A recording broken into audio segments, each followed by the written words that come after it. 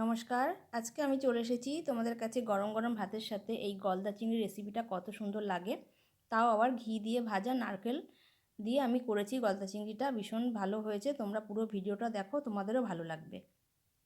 এখানে আমি 700 গ্রাম মতো গলদা চিংড়ি নিয়েছি। বাবা ঠ্যাং দেখো কতটা দিচ্ছ? 1 কিলো 50। কেন অতটা? গলদা চিংড়িগুলোকে আমি ভালো করে কেটে ধুয়ে পরিষ্কার করে নিয়েছি। তারপরে আমি চিংড়িগুলোকে ভালো করে নুন হলুদ মাখিয়ে নিয়েছি। একটা একটা করে ভালো করে নুন হলুদ মাখিয়েছি প্রতিটা চিংড়ির গায়ে। নুন হলুদ মাখিয়ে আমি 10 মিনিট মতো রেখে দিয়েছি।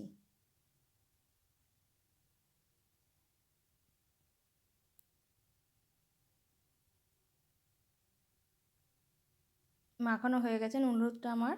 এবার আমি এই মাছগুলোকে আলাদা করে 10 মিনিট রেখে দেবো। তারপরে কড়াইটা গ্যাসের উপর বসিয়ে তাতে খানিকটা ঘি দিয়ে দিয়েছি। আমি যে নারকেলটা দিয়ে মাছটা করব সেই নারকেলটা আমি কুচিয়ে নিয়েছি, কুচো কুচো করে কেটে নিয়ে আমি ঘি দিয়ে একটু ভেজে নিয়েছি। বেশ ভালো করে লাল লাল করে আমি ভেজে নিয়ে একটা বাটিতে তুলে রেখেছি।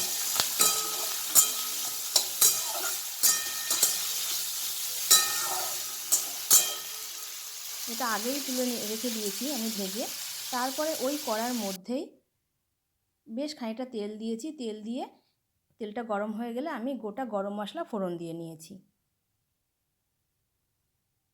ফোড়নটা একটু ভেজে নিয়ে কুচি করা পেঁয়াজ কেটে রেখেছিলাম সেটাকে দিয়ে দিয়েছি কড়ার মধ্যে।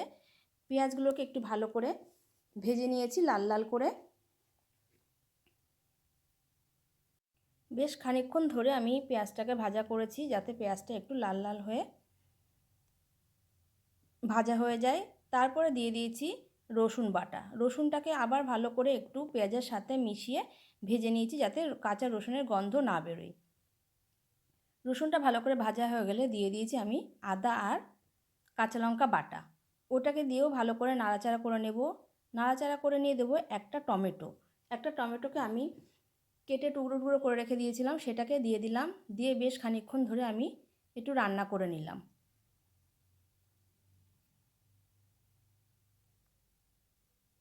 ভালো করে রান্না করা হয়ে গেলে টমেটোটা ওর সাথে পেঁয়াজ আর রসুন আদার সাথে নেড়েচেড়ে রান্না হওয়ার পরে দিয়ে দিলাম আমাদের রোজকার যে মশলাটা আমরা রান্নায় ব্যবহার করি সেটা, ধনে গুঁড়ো, জিরে গুঁড়ো, শুকনো লঙ্কা গুঁড়ো, আর দিয়েছি হলুদ গুঁড়ো, আর দিয়েছি পরিমাণ মতো লবণ দিয়ে এর সাথে ভালো করে কষিয়ে নিয়েছি। বেশ খানিকক্ষণ ধরে আমি কষে নেব। কষে নেওয়ার পর আমি ওই নুন হলুদ মাখানো চিংড়িগুলো ওর মধ্যে দিয়েই একটুখানি নাড়াচাড়া করে নেব। মশলাটার সাথে একটু নাড়াচাড়া করে নিয়ে আমি ঢাকা দিয়ে দেব।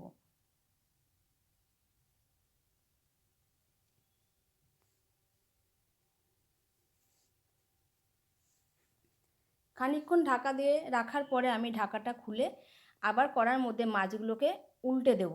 একবার করে হালকা হাতে খুন্তি দিয়ে উল্টে দেব।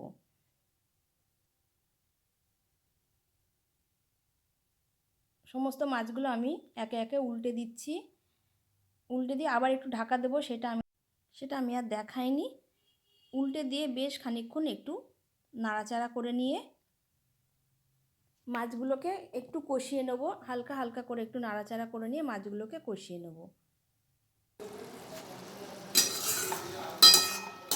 এটা খুব জোরে আমি গ্যাসটা খুব জোরে দিয়ে করিনি, একটু মিডিয়াম ফ্লেমে দিয়ে রান্নাটা করেছি। এই যে আমার মাছটা কষানো হয়ে গেছে, এবার দিয়ে দেবো পরিমাণ মতো জল। জলটা খুব একটা বেশি লাগবে না, অল্প একটু জল দেবো এতে আমি, খুব বেশি জল লাগবে না। মাছ খানিকটাই আমার সিদ্ধ হয়ে গেছে। কষতে কষতে ঢাকা দিয়ে জল দিয়ে আর 5 মিনিট মতো ভালো করে আমি ফুটিয়ে নেব মাছগুলোকে।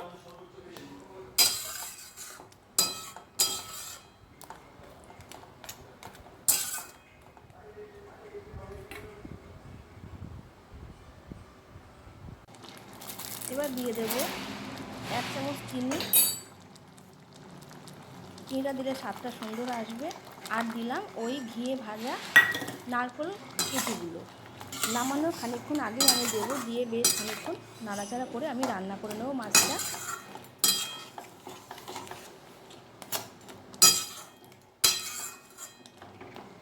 মাছটা প্রায় আমার হয়ে এসছে।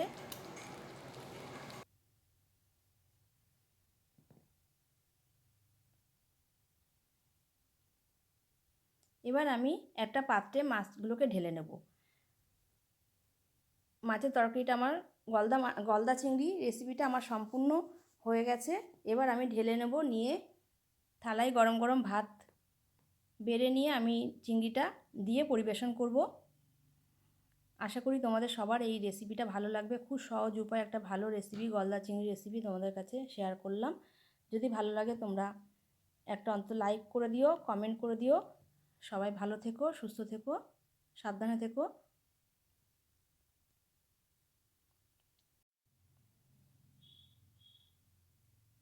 কেমন লাগলো অবশ্যই জানিও। সবাই পাশে থেকো।